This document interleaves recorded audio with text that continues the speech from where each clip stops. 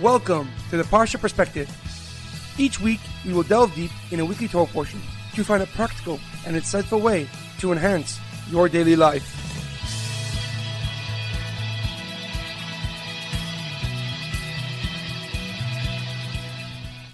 Thank you for tuning in.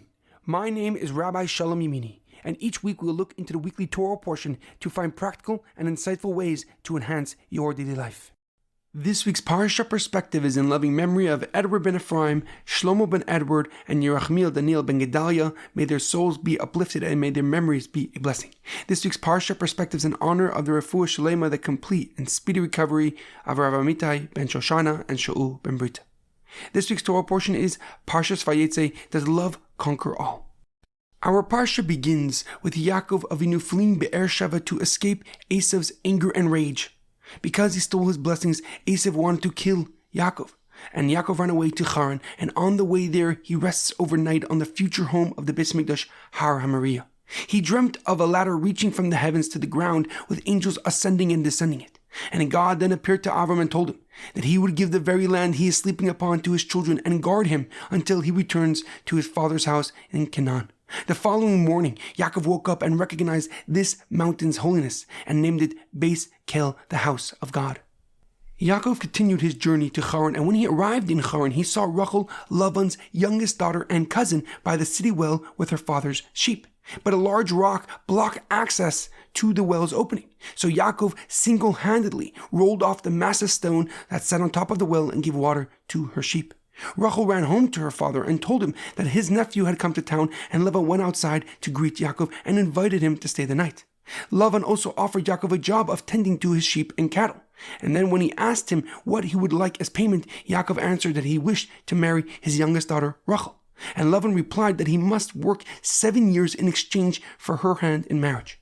And after 7 years of work, Lavan arranged a wedding but switched the daughters, giving Leah instead of Rachel. The next morning, Yaakov realized what happened, but it was already too late to do anything. So he worked another 7 years to marry Rachel. Our Parsha has the births of 11 of the 12 children of Yaakov, 11 of the 12 tribes of Israel. Leah gave birth to Reuven, Shimon, Levi, Yehuda, Yisachar, and Zevulun. Zilpah, Leah's maidservant, gave birth to Gad and Asher. Rachel gave birth to Yosef, and her maidservant Bilhah gave birth to Dan and Naphtali. However, a question comes to mind. While her sister Leah had 5 sons, Rachel had none, and therefore she cried to her husband. And she says, Havali banim vim ayin mesa anechi. Please give me children, if not, I shall die. And Yaakov responded angrily. Vayichar af Yaakov berachel, and Yaakov got very upset with Rachel. And he said, Hatachas elikim anechi asher manu mimech pri baten. Do I take the place of God who has denied you the fruit of the womb? But the obvious question is, how is this the correct response to his most beloved wife telling him that she is suffering, that she's in pain? Why did he react so sharply instead of empathizing with her pain and her suffering? One of the many answers given is that Yaakov felt personally attacked by Rachel, as if he was deliberately not giving her children.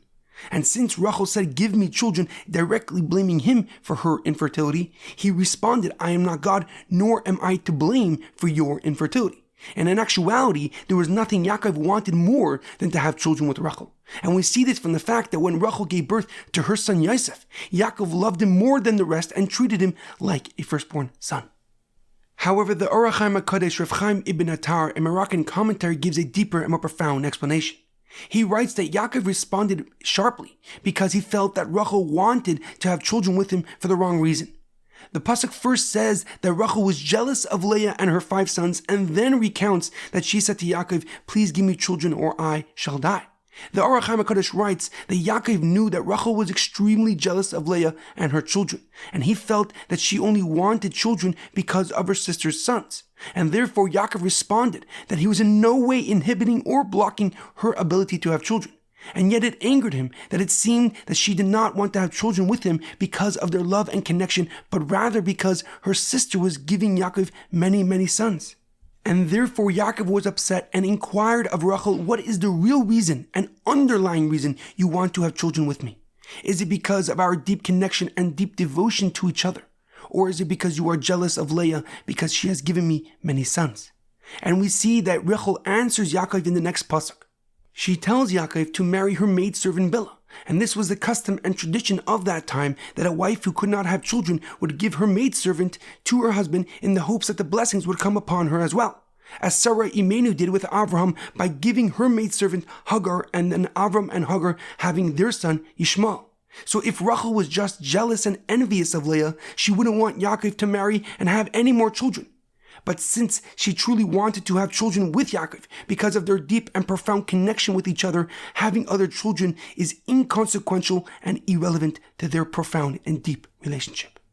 In our daily life, it is imperative to understand that if we are jealous and envious of others, it will paralyze and stop our growth.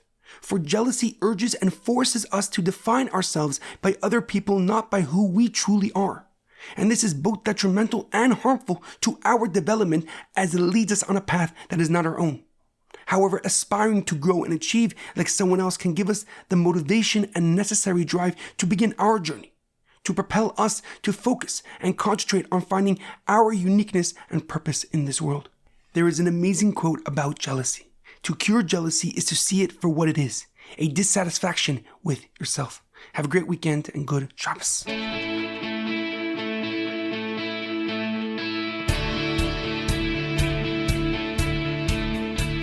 Thank you for tuning in to the Parsha Perspective. Check out our website, theparshaperspective.com. Send thoughts and comments to theparshaperspective@gmail.com. Till next time, thanks for listening.